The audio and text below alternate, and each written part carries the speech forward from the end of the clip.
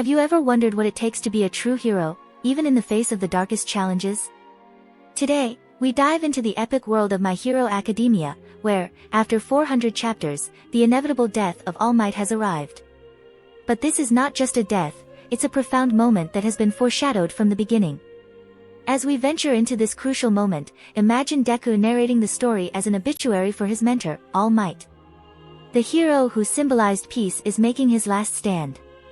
But let's not forget that My Hero Academia has more than tearful farewells. We've seen characters like Shoto reconciling with his family, overcoming sibling rivalries, and Uraraka facing the formidable Toga. Toga, with her unique combination of quirks, even made All for One tremble. And as the future wife of the #1 hero, Midoriya, she's discovering her true potential. Now, let's discuss the epic battles that have unfolded.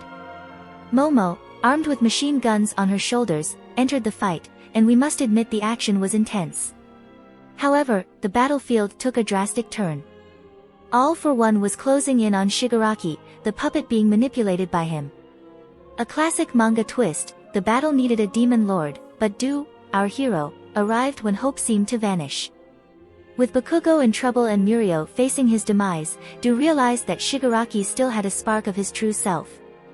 There's hope for Tenko Shimura, and Deku made a promise to Nana Shimura to rescue her grandson from the clutches of All for One. This leads to an exciting confrontation. Du fights to keep Shigaraki away from UA, and the stakes are high. But even in his weakened state, All Might refuses to back down. He clings to All for One, determined not to let Shigaraki fall into uncontrolled darkness. All for One is cunning, though. He's not done yet. His plan to regain control over Shigaraki and manipulate him is in full swing. Here's where the story gets interesting. Shigaraki, who has been manipulated since childhood, breaks free from All for One's control.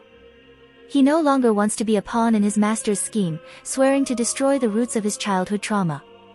But there's a twist.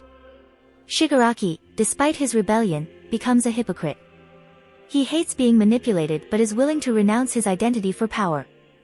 He's willing to let All for One steal his brother's quirk, something he couldn't do for 150 years.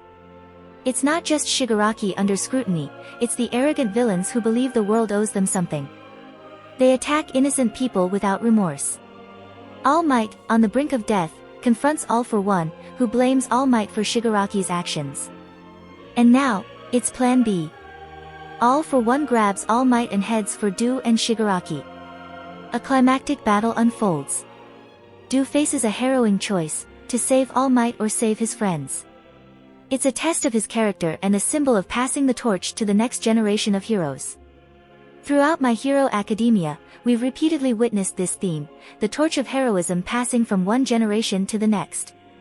And now, the vestige of All Might disappears, confirming his death. Du faces a heavy decision and an uncertain future. This moment represents the passing of the torch to a new symbol of peace, as Du becomes the hero the world needs. With that said, thank you for watching, and until next time.